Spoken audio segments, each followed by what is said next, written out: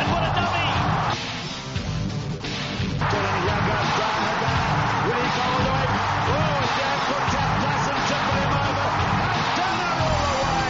Welcome back to the Fantasy Rugby Draft podcast. Thanks for downloading and listening. I'm Bruce Wilkinson, and I was going to say joining me in the booth, but he's not. He's in the mobile booth. Nathan Mossman, how are you, sir? Yeah, not too bad. You could make an argument that I've been phoning it in the whole time, but this time I'm literally phoning it in. Nice. I think this podcast is going to be a test of the strength of 4G network in Auckland as you traverse across it. Good luck. You can follow us on Facebook or on Twitter at Fantasy Rugby Draft. That's Fantasy RUG Draft, or hit us up at support@fantasyrugbydraft.com. It'd be good if you told all your all the mates in your league, even put it on the on your chat board, just to share a bit of love for us. That's how we get things done, and that's how we spread the word, and that's how we keep the lights on. So much appreciated. So this evening we're going to go through the various teams in order that they played last week. Going to look at form, and if we've got a little bit of time, maybe look back at a little bit of draft and what we might do if we did it all again. But since you've just left Chiefs country and put your hubcaps back on, Mossman, what particularly jumped out at you for the Chiefs? Is there anything you wanted to look at from that game in particular? Well, bringing up that game is probably most likely to incite road rage in me at the moment. No, I was probably down in Hamilton because I got called up to play prop for the Chiefs. Yeah, wow. I think I'm next on the list. Mm-hmm. Never played prop before, but that's pretty much where the stocks are at the moment. So, yeah, disparate times. Where do you start with this one? There wasn't anything that sort of grabbed me too much from a fantasy game. Maybe my head was too much into it or something, but I didn't really take anything too much away from it. Throw some names at me and I'll see if anything rings a bell.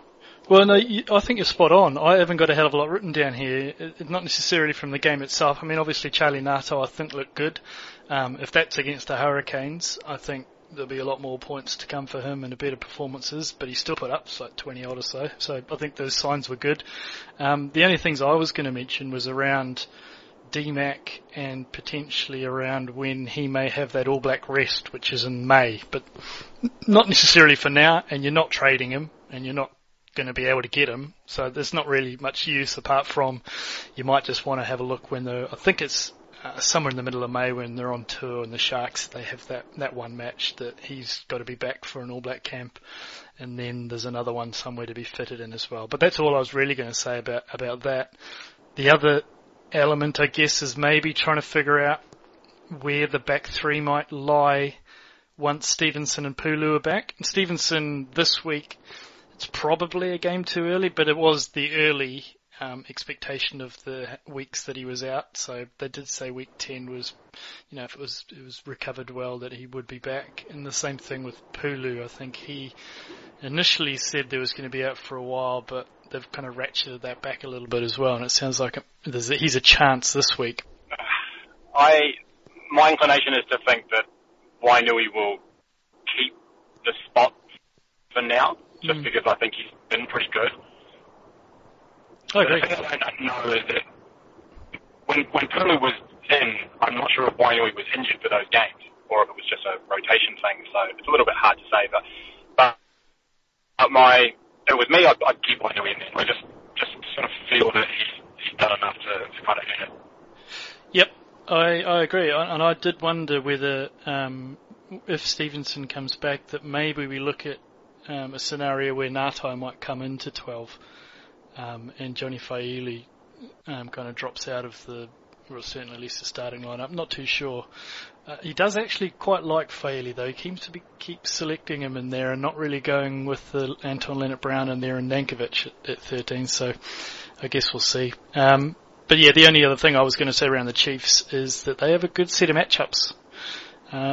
Them and the Crusaders have got a good few weeks until they have to have a pretty tough run in when they start going into the New Zealand derbies. But if you're 50-50 on the bench about which way to go, and it's either the Crusaders or the Chiefs to add into your squad, then potentially those are two have good matchups down the line.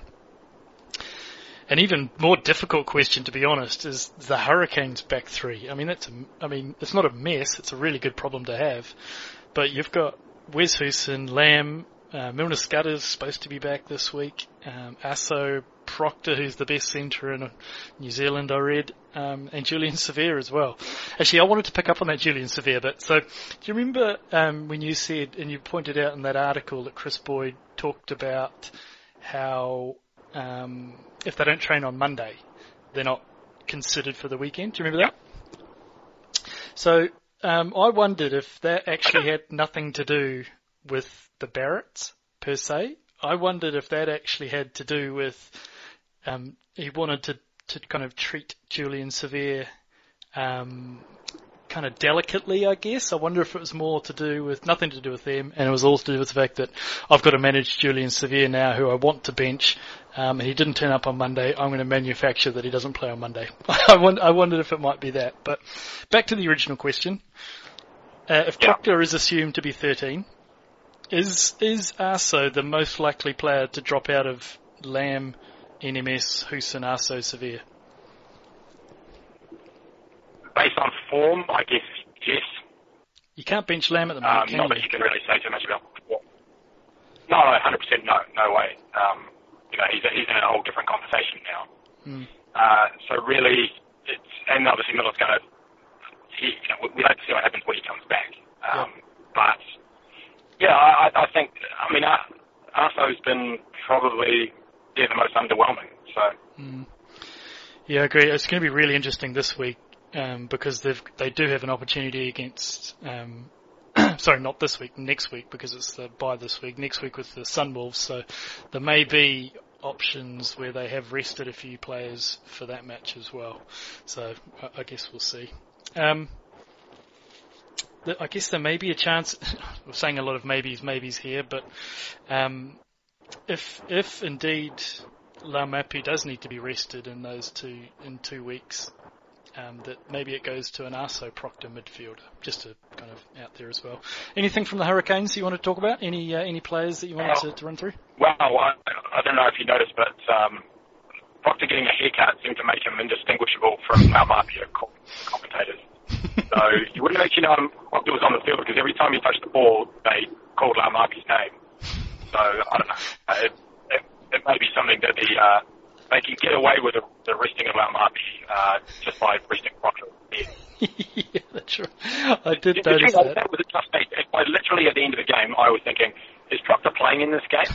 Because I didn't hear his name, but then I realised that they were just referring to the wrong guy. Yep. No, 100%. I heard the same thing. It's difficult not to cast aspersions when you start mixing players of that ilk together. But yeah, very, very amusing. Anything more from the Hurricanes players? Not so much about the game, but you did kind of allude to the All Black resting thing before. Now, were you suggesting that there's a window that they're going to be rested in? Not a window for the resting, but the All Black camp that they're doing in each of the centres means that they have to be there from, say, Monday through Wednesday, I think they're contracted to. And by all accounts that I can see, the one where the Damien McKenzie needs to attend is when they're in Africa, or it's around when they're in Africa, so it makes it like it's not an impossibility, but it makes that trip over there into play straight away. So I think the insinuation, is that they potentially are going to rest DMAC for that, but that's a little bit of speculation at the moment. I haven't actually heard that from Cooper that it's going to do. That's what most people think it's going to be, just based on when Hansen said that the one that they're likely to attend will be. Sure. It does make a lot of sense. Be interesting to see if we can piece together any theories about other players based around those camps too. Yep. Yeah, exactly.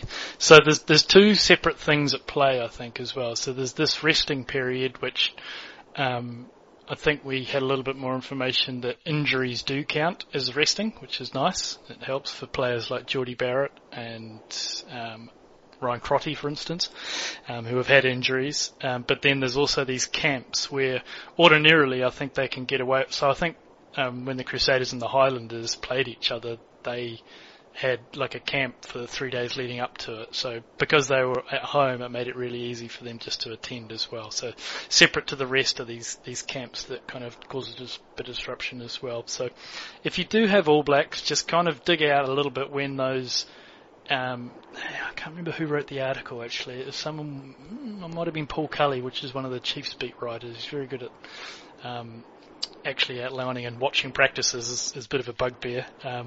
So yeah, have a dig out that and you can see when those camps actually might be. Because yeah, I think one of the assumption obviously is Barrett's going to have to be rested at some point, right? And Laumapi, as we mentioned before. Let's move on to Sunwolves Blues, I guess. Let's probably start with the Blues. We say it every week, but Jordan Hyland, you're drafting first overall? Of course, yeah. Yeah. There are a few people who have given me a bit of grief about why he wasn't in there, that somehow I was going to magic him onto my team. But to be honest, I was never going to go after a guy I'd never heard of anyway. I just don't normally operate in that way. Yep. But yeah, hey, if you knew he was going to come good, yeah. Yes, we've had some how should we say, feedback.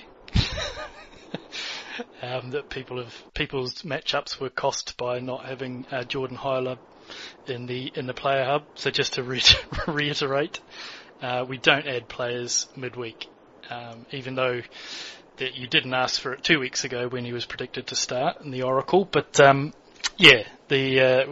we want to make it as fair as possible so that the waiver wire rules apply. So we don't add midweek, and we haven't been doing that for a while. And if you want to blame somebody for him to not be in the squad in the first place, and that's up to not us. Exactly. But it looks like he might get a bit of a run though, right? Because Michael Collins just reported this afternoon Tahana's started to get the violin and out talking about injuries, and there are a stack of them to be fair, but he said that Michael Collins is out for 5 weeks, broken hand, so it's going to mean a little bit of a shake-up. Quite how they actually replace that, I'm not too sure. The two options that came to mind for me is Duffy is an option to go back there, and I know that they had Pura Franchise playing there in second half of a few matches this season, so those are probably two options as well. But it probably means that Matt Duffy has a bit of a stay of execution. Were you ready to cut him? I'm assuming you don't own him in any of your leagues. No, I don't. And so having something, but I did see him floated in a trade, and it was one of those things that I sort of dismissed it fairly yesterday, really. Yeah. Yep. No, he's been pretty poor. I think everyone was expecting him to put up Jordan Hyland points this week, and it just didn't happen. Rico Ioane actually picked up quite a few points from 12, but that really is not going to be a blueprint going forward. Sunwolves games have a tendency to be a little bit less structured, shall we say, so I wouldn't have thought that those points would be too repeatable at 12. Pulu's supposed to be back sometime very soon, if not this week, right? And with it being a New Zealand derby, you do wonder if he might be kind of pushed into there a little bit, especially with a lot of these injuries. And Collins was that kind of senior, kind of, I guess, level head back there at 15 as well. So you wonder if Pulu might come back. But what did you make from this game as well? What do you make of the Blues altogether? Which fantasy players are you getting rid of, apart from Akira? Well, I didn't actually see it, so sure. Which doesn't help. But it's one of those things that I probably said before. I don't read too much into Sunwolves games going forward for the rest of the season. If you did, you would be, the team that you'd end up with would be, pretty rank-pack sort of motley crew, really. So yeah, don't read too much into it. It's difficult as well to try and have Sunwolves players in your team because that's just not a consistent, even 23. Like, best player on the paddock for Sunwolves this season has been Salmaki, next to Walter Little's son, Michael Little, but and he's just nowhere to be seen at the moment. So it really is difficult to try and structure a squad or a Fantasy Rugby Draft squad around something where you just can't bank on. These players, like your Lafayette's and all these guys, are just chopping and changing all the time. Will Tupou, they're just, you can't have them in your team. You need to make sure that if they're on the player hub that week, then they get named, and maybe if you've got a chance, pick them up. But it's very difficult to have them week in, week out. I think probably the only... Go on. The thing that's weird about that is that it's been the same for the last couple of years, even though the coaching's changed. Yeah. So you sort of think to yourself, what is it that's sort of culturally going on that means that they're constantly chopping players? Yep. Even though there's different coaches. I can understand if it was the same guy. I mean, I don't know if it's like, the chairman of Toyota just, sends the call down and says, you need to put this guy in the team or something this week. Yep. I just don't understand it. No, neither do I. I think the only players, well, I mentioned them there, the only players you really can probably count on for 100% at the moment to be very close to starting most of the game is Matsushima, Himeno, and Walter Little's son, Michael Little. I don't think I could carry any of the other ones. They're just getting cut all the time, just not in the 23 for inexplicable reasons. So watch Salmaki score a hat-trick against the Crusaders this weekend. Anything more you wanted to mention about this? Tough when you haven't seen it, I guess. I only saw the highlights as well. No, not really. Michael Little is a new carpenter, isn't he? He is. I haven't seen his eyeliner. Has he got eyeliner like Derek? Right, let's move. Yeah. Let's jump into the Rebels. I caught the end of this match as well, and then I've got the highlights caught up as well. Just to kind of delve into a little bit of rugby, did you see the end when the ref blew full time and the player, was it Marius Vestazen, the ref? I'm not too sure who it was anyway, but he asked for the ball. He was like, tackle release, and the tackler didn't release, ripped the ball out, 3 points down, and he blew it up, and everyone was just like staring at him, apart from the Jaguaras who were dancing around everywhere. But they just couldn't believe he was yelling, "Release, tackle," and he hadn't done it. It was a terrible end to the match. Did you see that? Yeah, I did. Yeah. It was a bit of a shocker. Yeah, I can't really understand that. A bit worrying about Jack DeBrashini. That wasn't a great performance from the Rebels all over, apart from Will Genia, who, that's roughly about, if you wanted to see when the tide turned, I guess, against the Rebels, that's probably not too far away from the time that it did, but a little bit worrying now with Genia out and going to play the Bulls as well. They're tough. I think the Rebels will go over and get their traditional hiding in Pretoria. Yeah. So, that's it. I mean, they had gone over there in the past and got the hiding and actually scored points doing it. And, that could well be the case again. It's true. Yep, no, it's very true. I expect Hodge to probably come back in. He's certainly touring, and that means either he'll go into 13 instead of English, who, serviceable, just not for fantasy rugby serviceable. Good to see Corabetti at least getting a little bit more ball, going looking for it, and certainly getting a few more fantasy points as well. But yeah, it just didn't quite happen on the other end, on the other side. And Dan Hallett-Petty was better than he had been at the start of the season coming back, but a bit disappointing with Jack Maddox going onto the wing as well. It just looked like maybe it was one of those games where again the ball just kind of went one side or not. Anything from the Rebels do you want to put out? No, not really. I mean, it was pretty uninspiring stuff from a team that, earlier on in the season was sort of talking themselves up as being, potential conference winners. So, they've kind of dropped back to the level that perhaps we were expecting. Worrying, right? Yeah, a little bit worrying. I wasn't expecting that from the Jaguar. I don't really know who the Jaguar is, to be honest. I really can't peg what team they are. This had a blueprint for them to be terrible. They're going away from home, first touring, quasi second string-ish team. Players coming back from injuries, but they played well.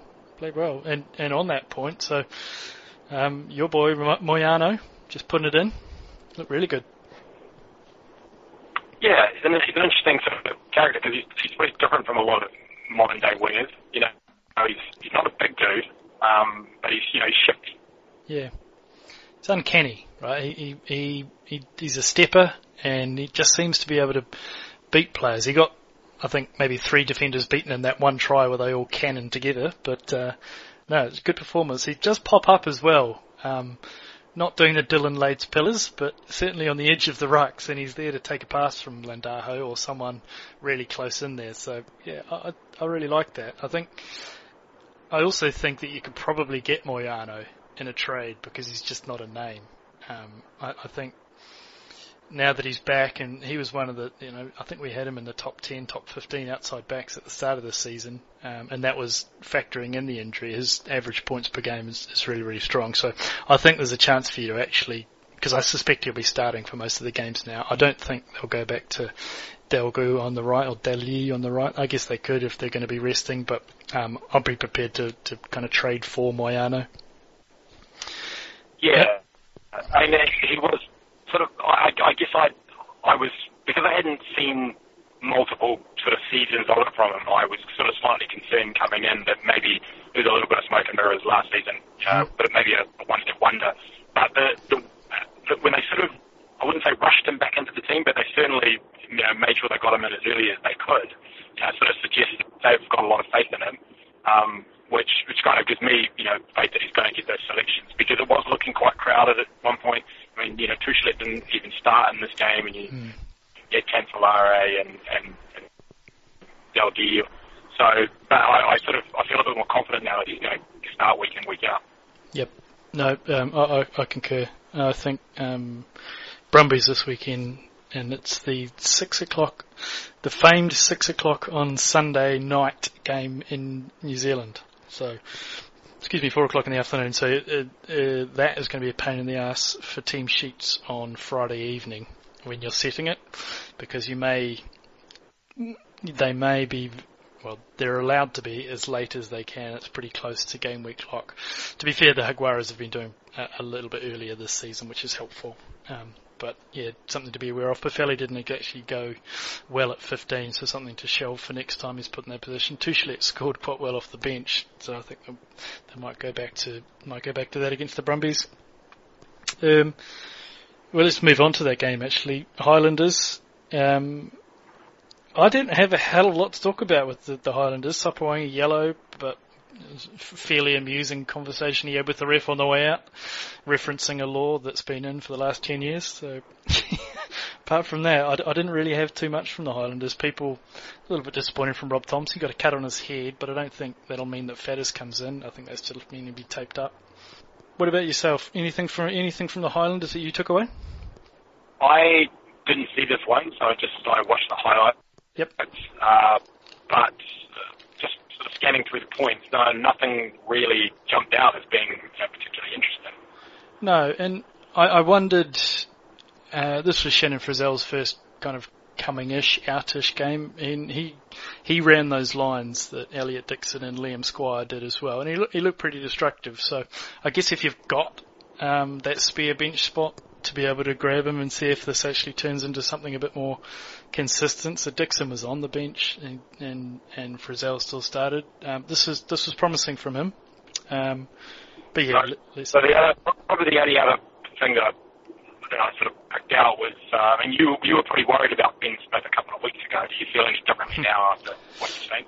Yeah, I've got that on my list. So, which Smith do you believe? So I think that is the exception.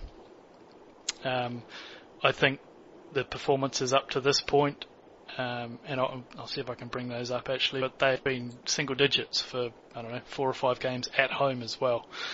Now it may actually be that he does get more involved, in from a fantasy perspective when they're away from home. But I think that this might not be, I think we may have seen his best game anyway. How about you? What do you say? Well, yeah, like I said, I didn't see it, so I Sure. can't really comment. But based on what you're saying, then you should see this as a sell high opportunity. Absolutely, yes, that's where I was going with that. Absolutely, I would. Yep, because he's a name. I think if you're holding on to him this whole time, you were waiting for an opportunity like that. He's probably going to have some resting involved as well. So let me just rattle off his 5 weeks. So 10, 14, 3, 12, 1.5, and 34.1. So I think there is going to be some resting in there at the same time. It'd be interesting though, because he didn't go on the end of year tour, so I wonder if there's some little clause in there about that those types of guys don't need resting. Not too sure how it actually works in the fine print there, but I would certainly try and sell him. I think there'll be good games in there, but I think you're probably going to have to. I expect this pattern to repeat. A lot of tens, a couple of letdowns, and then a big score that you're not going to be able to predict. Although you probably could predict this one because there's Brumbies at home, and we did on the start bench. But yeah, aside from that, I'd be selling high. Okay, and would you take Ben Lamb? Yes. Yep. Okay. I don't think the Ben Lamb owner's going to do that though. No, sure. What about Moyano? Yep, I'd take Moyano. Yep. Okay. Absolutely. Good. I might even go lower than that.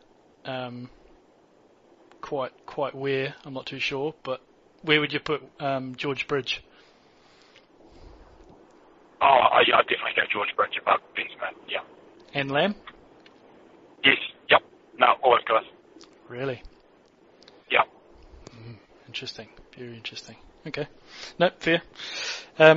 Brumbies, Pocock keeps getting some points from turnovers. He got himself a little bit injured. It doesn't sound as though it's too serious, but he's a bit of a beast out there doing Pocock things. Folau Fainga doing really good things for Brumbies front row. They picked up 20 odd points. So folks who had picked them up last week, he was they were one of the top front rows in form next to the Chiefs, rewarded quite well in that match. And Chance Penny, another good match as well. So it's good to see that he's getting a consistency of selection, but he's playing well as well. But the rest of the Brumbies, not exactly, you've got no real fly half that you can look at there. Halfback not turned well. Nesarani was okay, but yeah, a bit middling to fair to middling. Anything more from the Brumbies or the Highlanders? I know you didn't see the match, but anything you've picked up in the last few days? No, there isn't. No. Okay, cool. Waratahs. So there's a name that I'm going to bring up. Where would you put Naiyaravoro against all of those outside backs that I mentioned? Well, you've got to put him almost at the top, really. Yeah. I mean, as long as he's playing, his problem was before with never appeared to be sort of fit enough to stay in the team. Yep. For line explosion and get a yellow card or do something wrong. Well, as soon as you take all that stuff out, then what you've got is arguably probably the most dangerous ball runner in the entire competition. Yeah, he is. I think just a point to note, the next 5 fixtures are relatively tough for the Waratahs. So if you were, well, it's a difficult one, right? Because then the ones at the end of that, towards when you're getting near the playoffs, the fixtures ease up for the Waratahs. So if you need to win now, and you're in a bit of a hole and you've been holding on to Naiyaravoro, I wouldn't mind getting absolutely paid with a Naholo or a Ioane. Would you do that? Yeah, I'd sell. Yeah, definitely take Naholo. Yep. Take Rico? Probably. I'd like to take a look at the Blues fixtures. I know what they are off the top of my head. Sure. Just to compare the how tough they are. Yep. But yeah, I think I'd go for sort of the tried and true. I think I sort of see what you're saying. It wouldn't surprise me to see Naiyaravoro, drop off quite a bit in away games, especially games in New Zealand. Mm.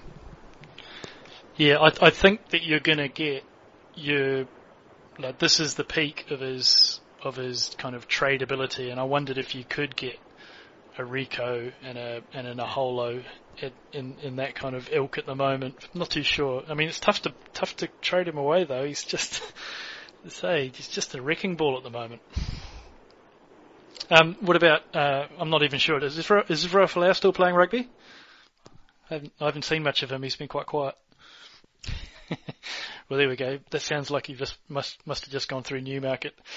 Another player that I thought actually played really well was Curtis Rona. He looks really sharp on his feet, and I think he's certainly someone that is in that kind of maybe pushing on number one midfielder as well. He's really, really good at the moment.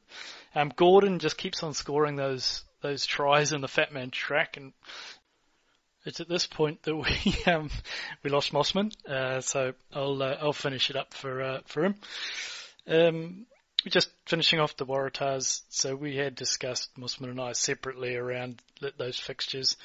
It's a bit of a tough schedule for the next kind of 5. It's Lions, Blues, Crusaders, Highlanders, Chiefs. So those are pretty tough, but it does lighten up after that, including having to play the Sunwolves again. Kirtley-Beale does actually seem to be fitting in a little bit at 15. When Hegarty goes off, it just seems that they like to have Foketi come into that midfield, and that seems to be working well. So better things to come from Kirtley if that keeps up. The Reds, not really too much to say. Very disappointing. Not too sure quite where to go with the Reds just as a rugby team full stop, but just looking at their players, Dalgunu keeps on putting up points, which is really, really good. A couple of really good runs in here as well. Worrying for Karevi though. We've billed him as one of the top midfielders in the game, and it just hasn't seemed to get that space or get those running meters and those clean breaks that he did at 13. So 12, it's a little bit more traffic around that area. So I'm not sure there's much you can do about it. I don't particularly see any massive uptick coming either. So it's not like you really want to be. I mean, if you want to be a little bit brave and see what you can get in a trade for him, sure. But I'm just not sure what the Karevi owner is going to settle for. I think he probably might roll the dice as well with an early round pick. Tuttle, again, puts up his 10 to 12 points if he's starting. That's something to bank on. Still puts him in the top 10 average points per game if he does start. So not to be sniffed at as someone that usually floats around the waiver wire. So we go into the Sharks and the Bulls. Bulls look really strong. Very impressive. Can't quite tell how the whole South African conference actually is going to shake out with Sharks. Very, very impressive end to their tour, but this was just eye off the ball stuff. And the Bulls didn't have a particularly good tour either, but apparently they're very, a close-knit team on tour, and it was just a matter of, playing superior teams once they get back home and settled. Mitchell's got them steering in the right direction.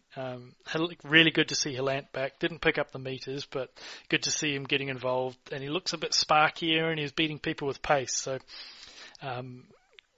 quite what he was working on in the bye week, not too sure.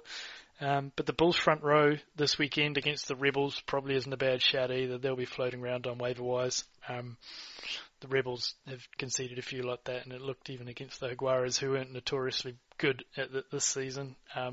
They looked like there was options there. Travis Ismail's back, or close to back. I think I saw him in the starting lineup training squad, whatever that means for the Bulls. Sharks, Dan Dupree back. Not too much else from that. Disappointing game all round from them.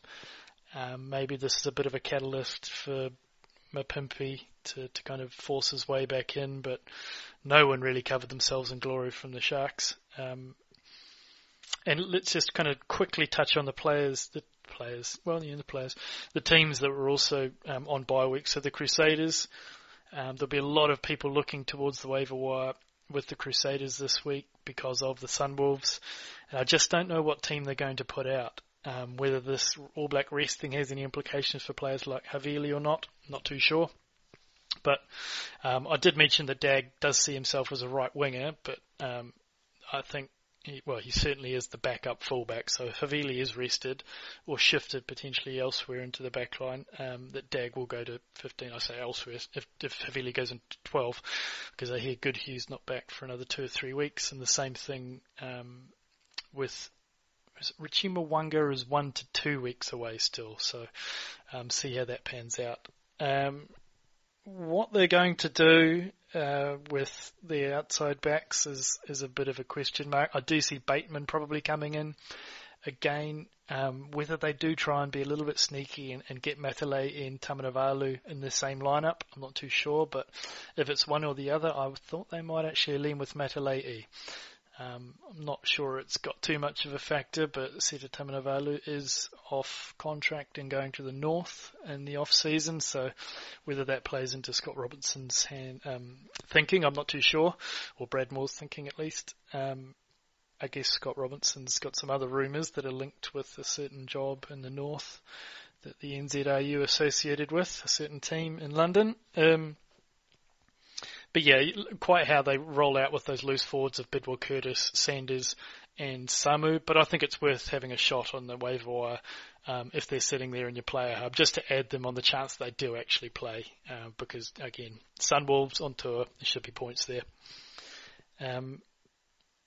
Lions, Diante not on tour. Tambwe is, Ross Cronje not so much either.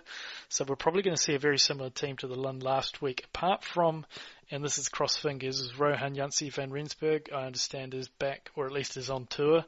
Hopefully he comes in there and they figure out some sort of Forster, Mapo midfield, and they stick with the back three of Tambwe, Combrink and Kutsia.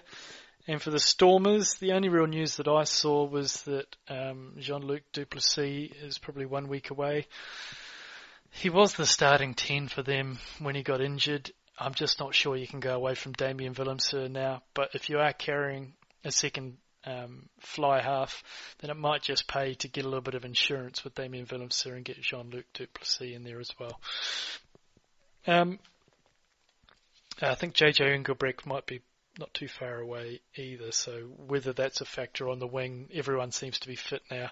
I've picked up Sinatla in a couple of my leagues just as a bit of a roll of dice. I know he's supposed to be not far away from this time frame, but worryingly, I didn't see him name checked in the last media article that I read that Fleck was interviewed on. He mentioned a lot of other players that I've already talked about, but he didn't mention Sinatla, which suggests that maybe he isn't back, but worth a roll of the dice anyway, because I suspect he will be this one in that mix when he is back fit.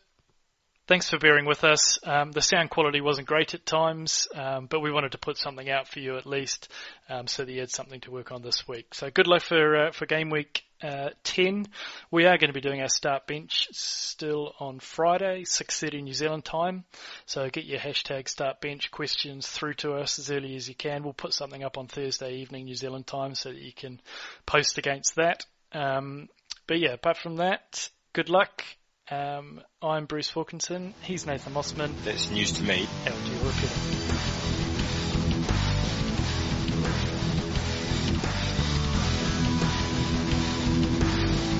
What a bust here by Christian Cullen. Plenty of support and